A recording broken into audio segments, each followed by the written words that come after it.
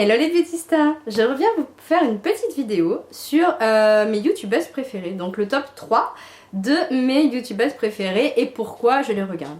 Alors tout d'abord, avant de vous citer le nom des différentes chaînes qui seront bien sûr tout en barre d'infos après par la suite pour que vous puissiez les retrouver, aller voir si vous ne connaissez pas déjà, je vais vous dire ce que moi personnellement je recherche dans une chaîne YouTube. Alors, il faut savoir qu'à la base, je suis pas la cible déjà de tout un tas de chaînes que beaucoup pourraient aimer pour plusieurs raisons. Déjà parce que je suis plus une ado, je suis âgée, je suis une mamie, donc il y a certaines chaînes qui me toucheront un petit peu moins par rapport à ça déjà du fait de mon âge. La deuxième chose, ça va être que moi je suis à la base, je suis dans l'univers de la beauté. Je suis maquilleuse professionnelle et également j'ai fait un BTS esthétique cosmétique, donc j'ai un savoir sur les produits précis et il y a certaines chaînes qui apportent quelque chose qui est bien pour le grand public mais qui pour moi est insuffisant et qui m'intéressera pas parce que voilà, je suis issue de ce milieu là, donc c'est pas quelque chose qui m'interpellera. Donc il y a beaucoup de chaînes dont je ne suis pas la cible et ce que moi je recherche sur une chaîne YouTube, ça va être quelque chose de fun, quelque chose de sans prise de tête. Et si je vais vers une chaîne beauté, je vais vouloir que ce soit très détaillé, que ce soit précis, que voilà, qu'il y ait vraiment des informations, pas juste regardez ce produit, il est beau, achetez-le, c'est fun, c'est génial, c'est top, c'est la mode. Non, ça va pas m'intéresser. Je regarde aussi le niveau de langage parce que j'apprécie les youtubeuses qui parlent pas comme des débiles, voilà, ou qui nous prennent pas pour des débiles non plus. C'est les deux choses, donc j'attends que derrière on fasse un contenu de qualité et qu'on fasse attention à la manière dont on parle aussi parce que voilà, c'est plus agréable à entendre, ça écorche pas les oreilles. Et la troisième chose, ça sera voilà, que les personnes soient pas devenues, même si elles aient beaucoup d'abonnés, qu'elles aient évolué, parce que l'évolution c'est indispensable, mais qu'elles aient pas pris un melon énorme et qu'elles restent quand même proches, pas forcément proches de leurs abonnés, mais voilà, qu'on se rende compte qu'elles s'intéressent encore à ça et que ce soit pas devenu juste un business où elles touchent plus terre, et voilà, ça pour moi c'est quand même important et il y en a beaucoup qui savent conserver tout ça. Donc ça c'est ce que je recherche dans une chaîne YouTube. Et je recherche aussi souvent quelque chose que je verrai pas forcément ailleurs, ou un petit truc en plus, ou voilà. Alors ma première, en troisième place de mon top 3, il va y avoir la chaîne d'Elsa Makeup, qui a eu une belle évolution, qui est super. Je trouve que c'est une super petite nana. Alors qui fait de la beauté et un peu de mode et un petit peu, alors je dirais pas du lifestyle vraiment, mais si quand même, parce qu'elle parle par les bougies, par les cuisines, voilà. D'ailleurs elle a des super vidéos de recettes de cuisine que je trouve top, des gâteaux super. Alors moi je pâtisse pas, mais de regarder ces recettes je trouve ça hyper sympa. Voilà, c'est quelqu'un qui est resté relativement simple, qui a eu une belle évolution, parce que de toute façon les trois dont je vais parler, elles ont quand même des gros comptes et c'est un peu des pros de YouTube quand même. Voilà, donc elle a une petite particularité, mais dont je parle parce que je pense que ça fait partie des choses, mais qui moi c'est pas du tout pour ça que j'ai eu un coup de cœur, ou même c'est pas pour ça qu'elle m'a paru sympathique, ça n'a rien à voir. Elle a un handicap physique, elle est en fauteuil roulant et en fait au début moi je m'en étais pas du tout rendu compte. C'est parce que voilà, ça se voyait pas spécialement, elle faisait des vidéos sympas et tout, et c'est en lisant les commentaires et puis parce qu'elle a fait une vidéo où elle expliquait ce qui lui était arrivé que je me suis dit ah oui c'est vrai. Et ça je trouve ça génial parce que elle est pas tombée dans le pathos, ou voilà, c'était pas centré là-dessus. Et au bout d'un moment elle en a parlé et j'ai trouvé ça hyper courageux, parce que faire une vidéo pour expliquer c'est compliqué quand même, sachant qu'on est beaucoup, dans YouTube on est beaucoup dans le voyeurisme quand même. Et j'ai trouvé ça hyper courageux de sa part de dire voilà les filles il m'est arrivé ça et ça, d'expliquer, parce qu'au moins il y a l'information. On peut pas dire, voilà, plutôt que de parler et de rien savoir, là elle a dit voilà il est arrivé ça et ça, et j'ai trouvé ça hyper courageux, hyper chouette. Ça pouvait aider aussi des personnes qui étaient dans le même cas peut-être. J'ai trouvé ça très bien, et voilà, la parenthèse était refermée, on est passé à autre chose.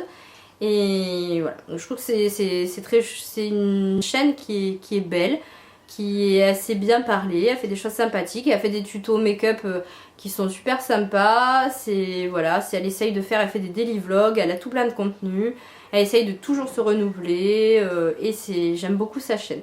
Je trouve que c'est quelque chose de bien, c'est quelque chose de... Elle est aussi assez sincère parce que quand ça va pas, elle fait pas semblant. Voilà, elle va pas faire par exemple les daily vlogs, s'il y a quelque chose qui va pas, elle va pas systématiquement les continuer, genre The Show Must Go On et j'ai un sourire de façade alors que rien ne va.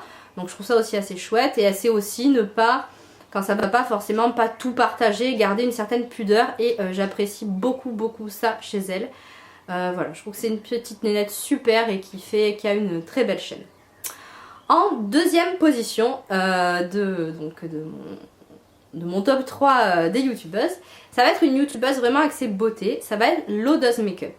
Alors Lodoz Makeup, je crois que j'ai vu ses toutes premières vidéos, c'est-à-dire c'est une youtubeuse aux cheveux rouges, longs, mais magnifique, c'est-à-dire que voilà, c'est le cheveu rouge que vous rêvez d'avoir quand vous faites une teinture et que vous voulez quelque chose ça claque, voilà, c'est magnifique. Donc ça au début, c'était pas les seuls, mais parmi ses premières vidéos, elle expliquait comment elle faisait sa teinture, parce qu'effectivement, il n'y a pas énormément de gens qui arrivent à avoir cette couleur-là, et voilà, donc c'est hyper sympa.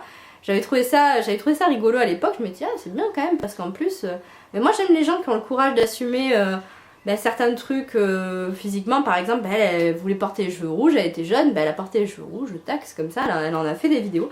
J'ai trouvé ça super sympa parce que ça donnait justement des petits tutos qu'on n'avait pas forcément l'habitude de voir. Et bon, la chaîne pareil est devenue une chaîne hyper pro, hyper bien. Et ce que j'aime beaucoup chez elle, c'est que elle a un très bon niveau de langage, elle parle très bien des choses et elle a un côté très pro.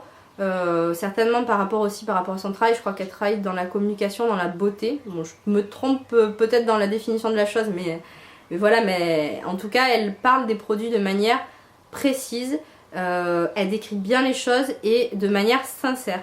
Et sincèrement, à chaque fois que j'ai acheté des choses comme par exemple les blush Instain dont je parle dans ma précédente vidéo sur mes tops et mes flops, de chez The Balm, voilà, quand j'ai eu le produit en main, j'ai pas été déçue, c'était exactement ce qui avait été décrit. Donc il y a le blog qui complète très bien sa chaîne, où c'est pas tout à fait le même contenu.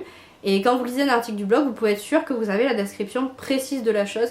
Donc j'aime ce côté-là chez elle, c'est le côté plus analytique, très précis. Voilà, c'est très carré, c'est très chouette.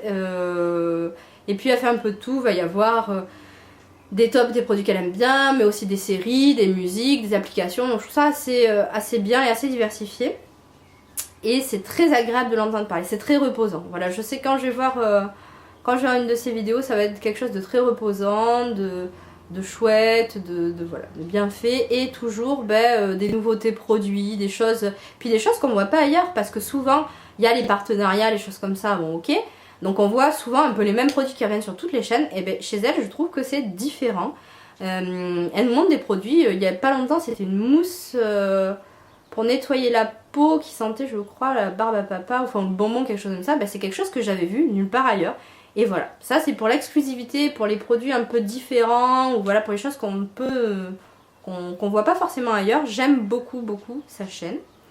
Et je vais passer maintenant à mon top, à mon number one, qui est une chaîne et une nana que j'adore, alors que je n'ai jamais rencontrée, hein. Je l'adore de ce que j'en vois sur sa chaîne bien sûr. C'est Emma Dolly. Alors Emma Dolly, c'est mon gros coup de cœur. C'est pas une youtubeuse beauté, c'est plutôt du lifestyle, c'est du gros délire surtout. C'est pour donner, si on devait la définir, on peut dire dub smash, parce que c'est voilà, c'est les vidéos en chanson et en playback comme ça, c'est une grande spécificité de sa chaîne et elle le fait extrêmement bien.